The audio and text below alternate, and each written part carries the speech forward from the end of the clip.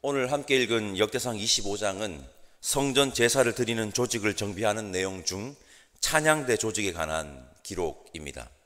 저는 오늘 본문의 말씀을 묵상하는데 이런 마음이 제일 처음 들었습니다. 다윗은 제사의 진심이었다. 오늘날로 바꾸면 이렇게 되겠죠. 다윗은 예배의 진심이었다.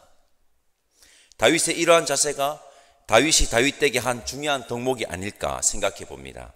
여러분, 다윗은 예배의 진심이었습니다. 우리 스스로에게 질문을 해봅시다. 우리는 예배의 진심입니까? 우리도 예배의 진심이었으면 좋겠습니다. 예배의 진심인 성도들이 우리 효목제일교회의 모든 지체되기를 간절히 바랍니다. 예배가 살아야 교회가 살고 예배가 회복되어야 교회가 회복된다는 것을 오늘 새벽에도 마음에 새깁시다. 우리 1절 말씀 함께 읽어보겠습니다. 1절 말씀 함께 읽겠습니다. 다윗이 군대 지휘관들과 더불어 아삽과 헤만과 여두둔의 자손 중에서 구별하여 섬기게 하되 수금과 비파와 재금을 잡아 신령한 노래를 하게 하였으니 그 직무대로 일하는 자의 수요는 이러하니라. 아멘. 방금 읽은 이 구절에서 해석에 논란이 되는 문장이 있습니다. 바로 다윗이 군대 지휘관들과 더불어입니다. 찬양대에서 봉사할 직무를 언급하는 부분에서 군대 지휘관 언급이 느닷없이 등장한다는 겁니다. 군대 지휘관들로 번역한 이 히브리어 사레 하차바입니다. 이 하차바인데 사레는 히브리어로 장관과 장교, 지휘관이라는 의미를 지니고 있지만 또 지도자, 장로, 관리 등으로도 쓰이는 단어입니다. 지도자, 장로, 관리자 이렇게도 쓰이는 단어입니다. 하차바는 전쟁, 싸움, 군대라는 의미도 있지만 봉사하다, 일하다라는 의미로도 사용되는 단어입니다. 사레 하차바는 군대 지휘관이나 군대 장관들로 번역할 수 있지만 봉사와 일, 레위인들이 제사의 봉사자들이고 그들이 하는 일이 뭡니까? 제사 아닙니까? 그래서 제사를 주관하는 지도자들이라는 번역도 가능합니다. 공동번역은 이 번역을 따라서 이렇게 번역되어 있습니다. 군대 장관들이라고 지휘관들이라고 번역하지 않고 다윗과 예배 지도자들은 이렇게 번역되어 있습니다. 예배 지도자들이라고 번역하는 것이 더 정확한 번역이라고 주장하는 구약학자도 있습니다. 그러나 우리가 보는 이 개역개정 번역본과 다수의 번역본들은요, 군대 지휘관들로 번역하고 있고 저도 그 번역이 더 정확한 번역으로 봅니다. 찬양대를 언급하는 부분에서 좀 생뚱맞기는 하잖아요, 그죠? 찬양대를 언급하는 부분에서 군대 지휘관들, 군대 장관들이 나오는 것이 어울리지 않는다고 주장하는 분들에게 저는 이런 말을 해드리고 싶습니다. 영적 전쟁에서 가장 필요한 것은 찬양이다. 군대와 찬양은 어울리지 않는 것이 아닙니다. 찬양은 영적 전쟁에서 아주 중요한 무기입니다. 다윗이 군대 지휘관들과 더불어 찬양으로 봉사할 자들의 직무를 언급하는 것은 찬양대 역시 군사들과 마찬가지로 영적 전쟁의 군사들이기 때문이 아닐까요? 저는 그렇게 봅니다. 역대상처럼 잘 정비된 찬양대는 아니지만 찬양대가 영적 전쟁에 중요한 역할을 한다는 것을 짐작해 볼 수 있는 사건이 있습니다. 바로 여호수아 6장에 나오는 뭡니까? 여리고성 함락작전입니다. 제가 여호수아 6장 8절과 9절을 말씀 읽어보겠습니다. 여호수아가 백성에게 이르기를 마침에 제사장 7은 양각 나팔 7을 잡고 여호와 앞에서 나가며 나팔을 불고 여호와의 언약궤는 그 뒤를 따르며 그 무장한 자들은 나팔 부는 제사장들 앞에서 행진하며 후군은 그 궤 뒤를 따르고 제사장들은 나팔을 불며 행진하더라. 제사장 중 양각 나팔을 잡고 부는 찬양대가 여리고성 함락작전에 투입된 행렬 중에 중요한 위치에 있음을 볼 수가 있습니다. 여러분, 찬양은 영적 전쟁에 아주 중요한 무기입니다. 자주 말씀드렸듯이 우리 역시 뭡니까? 영적 전쟁 중입니다. 찬양이라는 강력한 영적 무기를 잘 사용하는 저와 여러분이 됩시다. 매일매일 하나님을 찬양하자는 겁니다. 매일매일 하나님을 찬양함으로 무장하는 자들이 저와 여러분들이기를 간절히 소망합니다. 오늘 보면 역대상 25장 1절에서 7절에 3번이나 나오는 문구가 있습니다. 바로 신령한 노래입니다. 신령한 노래. 역대상 25장에 나오는 신령한 노래가 어떤 노래일까요? TV에서 봤던 기억이 있는데 다큐멘터리에서 세계의 종교 이런 주제로 방영을 할 때 그 종교의 성전에서 흘러나오는 주문 같은 노래가 신령한 노래일까요? 아닙니다. 그런 주문 같은 노래를 성경에서 신령한 노래라고 하지 않습니다. 역대상 25장에 나오는 신령한 노래의 뜻은 명확합니다. 신령한 노래에 각주가 달려 있습니다. 각주에 뭐라고 적혀 있습니까? 예언을 뜻함이라고 적혀져 있습니다. 오늘따라 히브리어를 많이 언급하는 것 같은데 신령한 노래로 번역된 히브리어 한립 베임에는요 예언하다라는 의미를 지닌 히브리어 나바가 들어가 있습니다. 합성어입니다. 나바라는 단어가 사용되어 있는. 이것으로 보아 신령한 노래는 예언의 노래를 뜻하는 것이 확실한 것입니다. 여기서 우리는 정말 중요한 사실을 하나 알 수 있습니다. 성경에서 말하는 신령한 노래, 찬양은요 그저 자신의 감정을 쏟아내는 것이 아니라는 것입니다. 세상의 대중가요나 유행가는 그렇게 해도 상관없습니다. 근데 찬양은 그게 아니라는 것입니다. 찬양 역시 예언이 무엇입니까?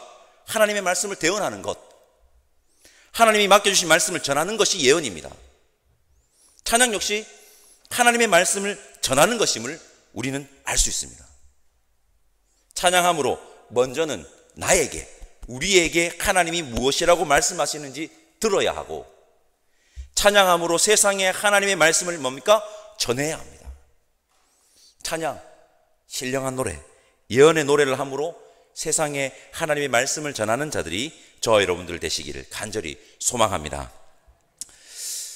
저는 오늘 본문에서 부러운 사람 3사람을 만났습니다. 부러우면 지는 거라고 하는데 저는 이런 사람들을 만나면 제일 부럽습니다. 제가 어떤 사람을 부러워하느냐? 저는 음악을 잘하는 사람들 너무 부러워합니다. 노래도 좀 만들고 싶고 작곡도 좀 해보고 싶고 이런 작사도 좀 해보고 싶은데 제가 재능이 없는 것 같아요. 그래서 그런 사람들을 만나면 참 많이 부러워합니다. 오늘 본문에서 제가 부러워했던 3사람은요 아삽과 헤만과 여두둔입니다. 이 3사람은 음악을 잘하는 사람이 분명합니다. 아삽은 시편 73편에서 83편까지의 노래를 만든 사람입니다. 이 3사람의 집안이 성전에서 찬양하는 찬양대 조직을 담당합니다. 여러분, 아삽과 헤만, 여두둔은 이게 중요합니다. 자신이 가진 재능으로 하나님을 찬양하는 일을 맡았다는 겁니다. 이게 중요합니다. 자기가 가진 재능으로 하나님을 찬양하는 일을 맡았다는 겁니다. 하나님 주신 재능으로 하나님을 위해 일하는 것보다 좋은 일이 있을까요? 없습니다. 우리가 모두 아삽과 헤만, 여두둔처럼 음악에 재능이 있지는 않습니다. 음악에 재능이 있으면 그렇게 섬기시면 됩니다. 그러나 하나님은 우리 각자에게 분명 재능을 허락해 주셨습니다. 그 재능으로 하나님을 위해 일하는 자들이 저와 여러분들이기를 바랍니다. 한 걸음 더 나아가 우리의 자녀 손들이 그들이 가진 재능으로 하나님을 위해 일하는 자들이 되게 해달라는 기도 제목으로 기도해야 한다는 것입니다. 오늘 새벽에도 이 기도 제목으로 꼭 기도하시기를 바랍니다. 오늘 본문을 보면은 신앙 공동체에서 어떻게 사역해야 하는지를 알 수 있는 구절들이 있는데요 1절에서 7절까지 눈에 들어오는 문장들이 있습니다. 직무대로 명령을 따라 지휘 아래입니다. 직무대로 명령을 따라 지휘 아래. 이 말은 무슨 말입니까? 자기 마음대로 해서는 안 되고 질서 있게 해야 한다는 것입니다. 그렇습니다. 신앙 공동체에서 사역을 할 때 자기 마음대로 하면은 안 됩니다. 질서 있게 해야 합니다. 질서 있게. 그리고 우리 8절 말씀 함께 읽어볼까요? 8절 말씀 함께 읽겠습니다. 이 무리에 큰 자나 작은 자나 스승이나 제자를 막론하고 다 같이 제비 뽑아 직임을 얻었으니 아멘. 역대상 24장 5절에도 이러한 비슷한 구절이 있는데 직임을 분배하는데 그 방법은 뭡니까? 제비 뽑기입니다. 제비 뽑기. 이 말은 우리에게 무엇을 말하느냐? 신앙 공동체 사역은요 높고 낮음, 귀하고 덜 귀한 일 없다는 것입니다. 다 똑같습니다. 차등 없습니다. 다 똑같습니다. 여러분 기억합시다. 신앙 공동체 사역은 다르게 말하겠습니다. 교회의 사역은 질서 있게 해야 하고요. 그리고 교회의 사역에는 높고 낮음 없습니다. 귀하고 덜 귀한 것 없습니다. 다 똑같습니다. 역대상 25장 9절부터 31절까지는 이 제비 뽑힌 순서대로 명단의 나열이 쭉 기록되어 있습니다. 9절부터 31절에서 주목해야 하는 숫자가 두 개 있습니다. 뭡니까? 24와 12입니다. 12입니다. 24와 12. 24 반차로 나눕니다. 그리고 한 반차에 몇 명씩 들어가죠? 12명씩 딱 들어가 있습니다. 이 숫자가 우리에게 말하는 것이 있습니다. 왜 24 반차로 조직했습니까? 365일 돌아가면서 찬양대를 맡겨서 성전의 찬양이 끊이지 않게 하겠다는 것입니다. 365일. 그리고 12명씩 들어가 있습니다. 12. 무슨 숫자죠? 완전수입니다. 성경은요, 숫자를 함부로 사용하지 않습니다. 24 반차와 12명이 우리에게 말하는 것은 이것입니다. 하나님을 예배하는 예배자는 모든 삶 가운데, 전 삶 가운데 여호와를 찬양해야 한다는 것입니다. 365일. 그리고 예배자는요, 하나님만 온전히 찬양해야 한다는 것입니다. 24와 12. 기억하십시오. 24와 12. 성도 여러분, 모든 삶 가운데 하나님을 예배하는 예배자가 됩시다. 그리고 하나님만 온전히 찬양하는 예배자가 저와 여러분들이기를 간절히 소망합니다. 오늘 말씀을 정리해 보겠습니다. 첫째, 찬양은 영적 전쟁에 사용되는 강력한 영적 무기입니다. 하나님의 찬양으로 무장하는 저와 여러분들이 됩시다. 둘째, 신령한 노래는요, 명확합니다. 예언의 노래, 즉 하나님의 말씀이 담긴 노래입니다. 찬양을 통해 나에게 하나님께서 무슨 말씀을 하시는지 들을 수 있기를 바라고 찬양을 통해 세상에 하나님의 말씀을 전하는 자들이 다 됩시다. 셋째, 아삽과 헤만, 여두둔이 음악에 재능이 있어서 찬양하는 직임을 부여받았듯 하나님은 우리 각자에게 재능을 허락하셨고 우리는 그 재능으로 누구를 섬겨야 하죠? 하나님을 위해 일하는, 섬기는 자들이 되어야 합니다. 넷째, 교회 사역은 질서 있게 해야 되고요. 교회 사역은 높고 낮음 없습니다. 귀하고 덜 귀한 것 없습니다. 다 똑같습니다. 우리 기억합시다. 끝으로 우리는 모든 삶 가운데 하나님을 예배하는 예배자여야 하고 하나님만 온전히 찬양하는 예배자여야 합니다. 그렇게 하나님의 일과 예배에 진심인 자들이 저와 여러분들이기를 다시 한번 간절히 소망합니다. 기도하겠습니다. 하나님, 감사합니다.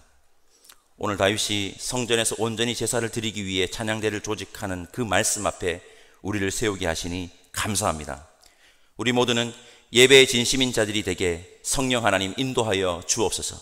그렇게 모든 삶 가운데서 하나님을 찬양하게 하시고 온전히 하나님만 찬양하는 신령한 노래를 부르는 자들이 오늘 함께 예배드리는 우리 모두이기를 바라오니 성령 하나님 함께하여 주시기를 다시 한번 간절히 바라옵고 감사합니다. 예수님의 이름으로 기도드립니다. 아멘. 하늘에 계신 우리 아버지, 아버지의 이름을 거룩하게 하시며 아버지의 나라가 오게 하시며 아버지의 뜻이 하늘에서와 같이 땅에서도 이루어지게 하소서. 오늘 우리에게 일용할 양식을 주시고 우리가 우리에게 잘못한 사람을 용서하여 준 것 같이 우리 죄를 용서하여 주시고 우리를 시험에 빠지지 않게 하시고 악에서 구하소서. 나라와 권능과 영광이 영원히 아버지의 것입니다. 아멘.